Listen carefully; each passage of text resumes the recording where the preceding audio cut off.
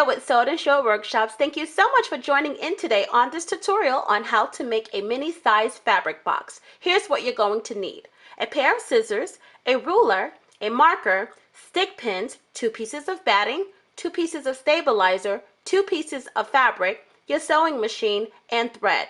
Let's get started. First, you want to determine the size of your fabric box. So for starters, I'm looking at 2 pieces of scrap batting, 2 pieces of stabilizer, and 2 pieces of fabric. However, the batting is the smallest out of the 3. So I'm going to make the fabric box according to the size of the stabilizer. So I'm just going to clean it up a bit, clean up the edges a bit, just by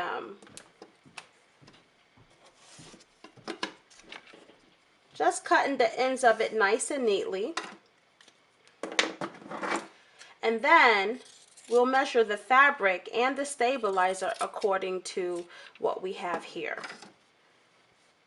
See that?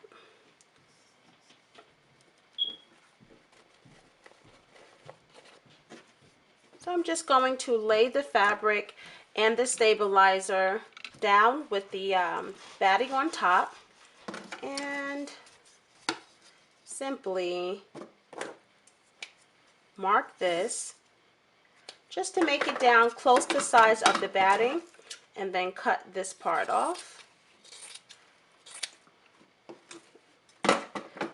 Next, you want to take your fabric to your ironing board and give it a Okay, after you've pressed your fabric, you will need some kind of adhesive to bind all 3 parts together. And what I'm going to be using is this Loctite spray adhesive. It's multi-purpose, and you can reposition it if you kind of have a misalignment or something. However, it does dry permanent. To do that, I'm going to lay my fabric right side down and give it just a gentle spritz. Then I'm going to lay the batting on top, press it flat, give this another spritz.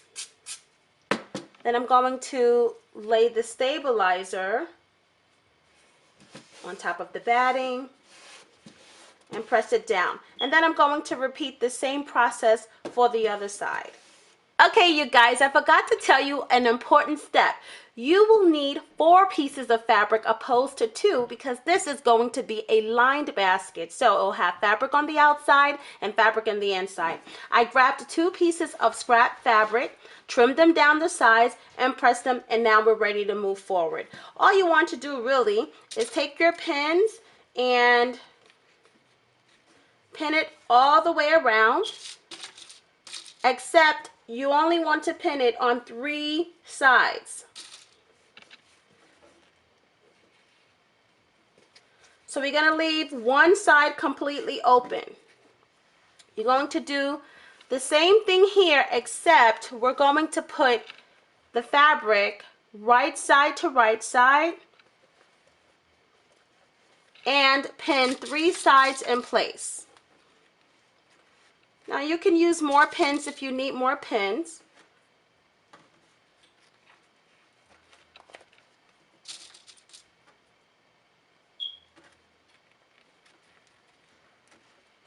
Okay, so you're going to sew all the way around here, leaving this side open, and then the same thing here for your liner, all the way around, leaving this side open.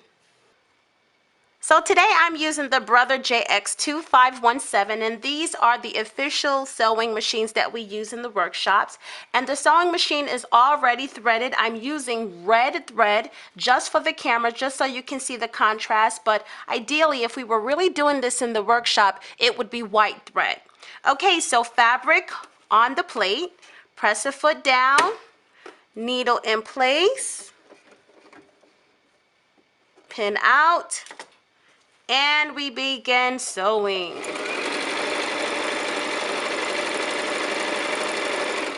Okay. Okay, so here's what your 2 pieces should look like.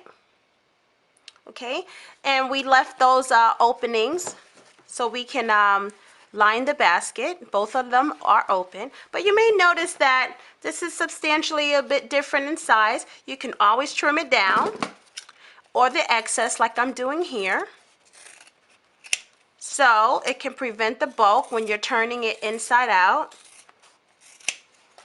I always leave the liner though just a little bit bigger so it'll have room, so it's not such a snug tight fit. I like the insides of my basket to have some room. So for the most part, the most that I'm going to do is trim this part off. So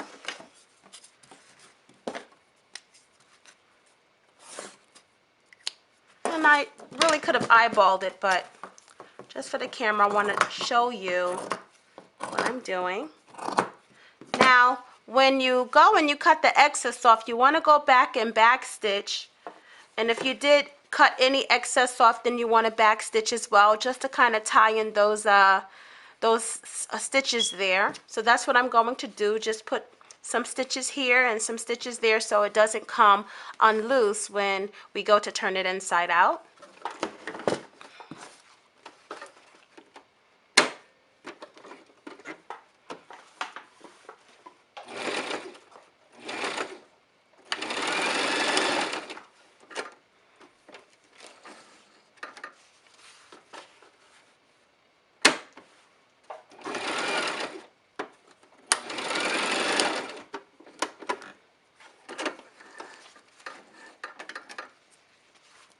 Okay, the next thing that you want to do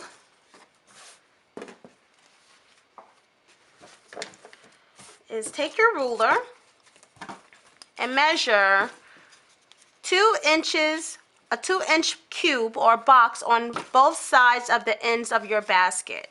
So I'm measuring 2 inches, and actually you can measure this any size that you want, but I typically for small baskets will use 1.5 inches or 2 inches.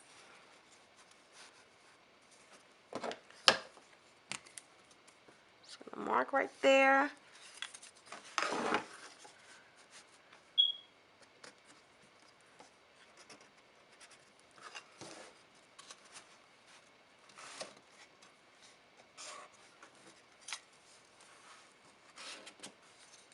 Now, if you look at it and you think that that's too big, before you cut or do anything else, because this is just a stabilizer, you can trim it down. So I'm looking at this and I think that that's a tad bit too big for this small size fabric box. So I'm going to go a little bit smaller.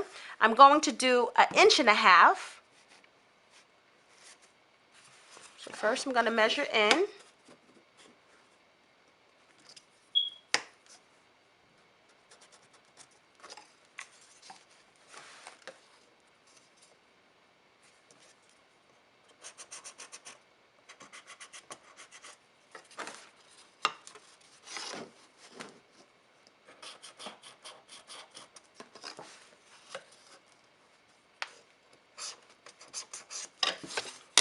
So you see this box is a bit smaller.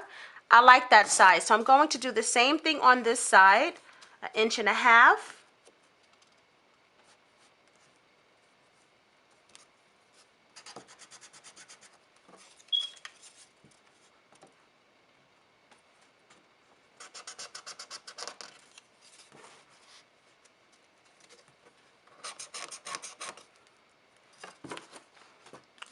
Let's do it all the way down. Okay, so we're going to use this outline here, 1.5 inches and 1.5 inches. And then take your scissors and cut it out.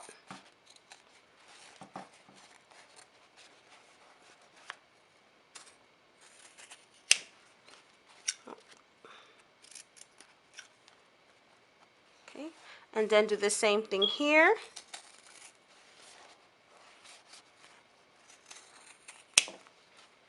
This is what it should look like. And then I'm going to do the same thing on the liner. 1.5 inches, 1.5 inches, and then I'm going to cut it out. After you've cut the corners out from both pieces of fabric, you want to open it up like so. And when you open it up, you see how it automatically forms the bottom? You want to press seam to seam, then place pins holding it together.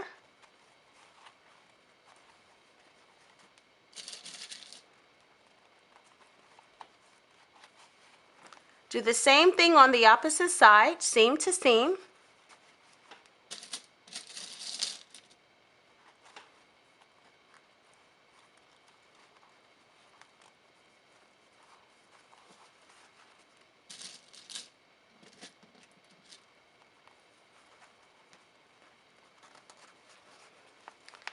And then sew completely across on both sides.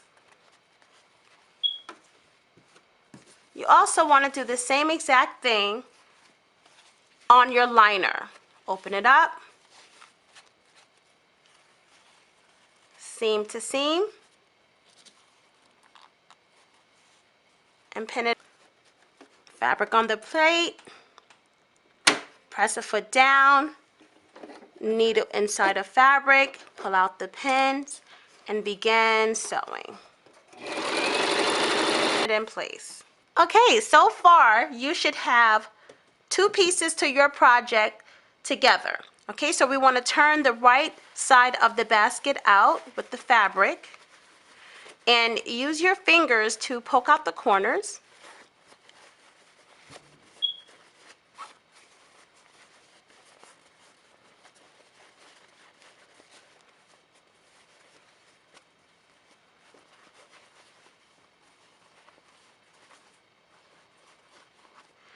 And you want to take the liner of the basket and you want to take your basket and put it inside of the liner, which is right side to right side. However, you want to pair up the seams. So seam to seam. And then start by pinning the seams in place.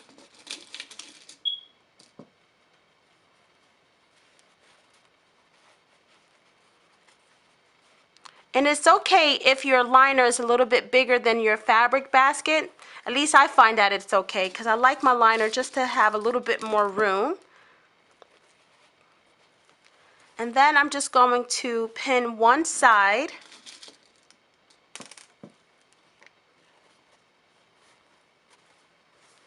And then I'm going to leave this side open for turning. Okay. So I'm going to start a little bit above the pin and then come all the way around sewing it to about the end of this pin, and then I'll have about maybe 2 to 3 inches opening for the turning the basket inside out. Okay, so here is what it looks like. Very cute. And what I like to do is just roll it over a little bit like so.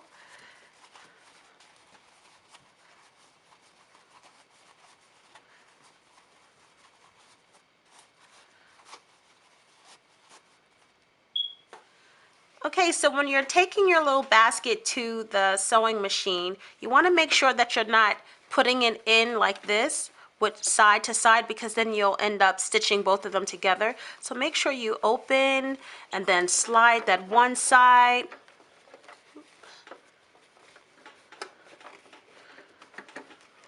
Underneath, and just make sure that you're not catching that other side. Then press a foot down, needle in place, remove the pin, and you're just going to sew all the way around and you're going to maneuver it so it goes in a circular motion. But just make sure that, once again, you don't have both of those sides together. Now my machine is set on a straight stitch.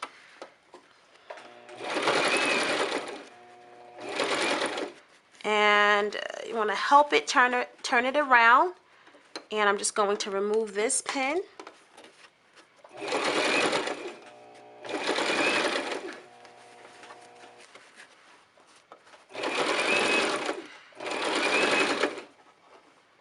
And remember, we're coming on upon that opening, so we're not going all the way around because I'm going to need some room to turn it inside out.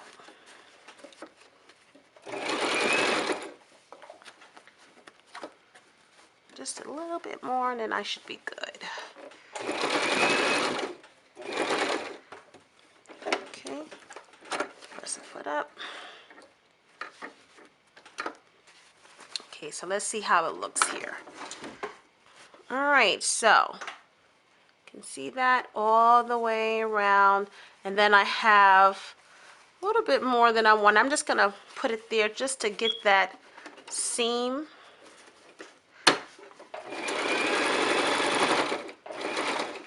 Okay. All right, so yes, that's the way it's supposed to be. 2 to 3 inches for the turning opening. Okay, so then we just go through that opening, turning the right sides out. Because remember, the lining and the fabric box was right side to right side. I'm going to use my fingers to poke out all of the little corners here. Then stuff the inside of the lining, the basket, or the lining inside of the basket, excuse me.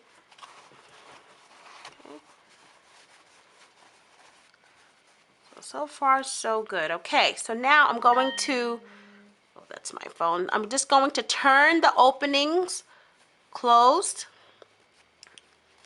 And don't worry about all these little fabric frays, because you can just snip that now or snip it later or turn it inside out, but you won't see it once you're finished. So I'm going to finger press this turned inside down, and then I'm going to put a couple of pins in it so it doesn't open up on me while I have it on the machine.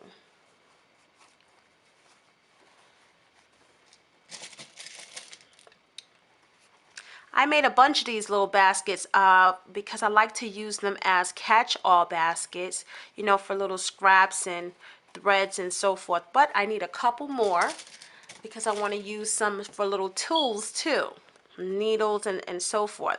And this is the coordinating fabric for my studio, so it works out very well. I love this red and white polka dot fabric. Okay, so now I'm going to, excuse me, I get tongue twisted. I'm going to stitch a seam all the way around and continue it like a finishing hem all the way around. And once again, you want to make sure that you're not catching both sides. So, and because the basket is small, you're going to have to maneuver it a little bit. If it was a larger size basket, we wouldn't have this problem. I'm going to take that needle out and then put my presser foot down, then my needle in place, and the next needle out because I'm going to hold it closed.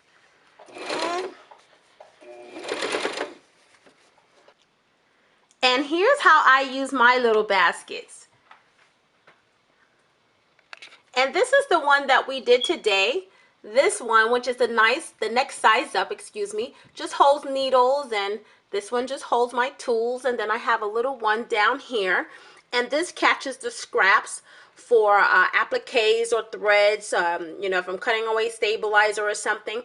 And it really works, and it adds such a lovely touch to my studio, as this studio's decor is the red and white polka dot fabric, so it adds a nice accent. Well, that's all for today. Thank you so much for joining in, and you can find other tutorials at sewitandshow.com, and you can always find me at candyahainsworth.com. Please subscribe, comment below, and until next time, I'll see you then.